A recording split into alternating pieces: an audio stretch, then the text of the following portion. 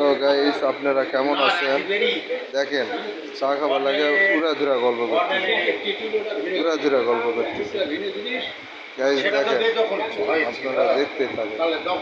বসের দোকানত দই মিষ্টি উড়াধুরা বেচতেছে। এই দুই ভদ্রলোক দই মিষ্টি নিয়ে এসে গন্ডগোল লাগছে, শেখাই নাই গরুর ধরে।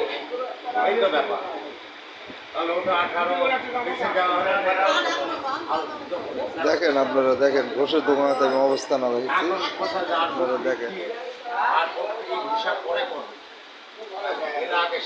দেখতে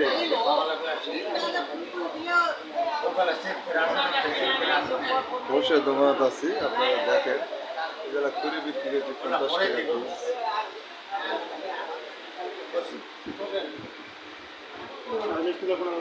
মিষ্টি এগুলা 320 টাকা, 300 টাকা ধরো।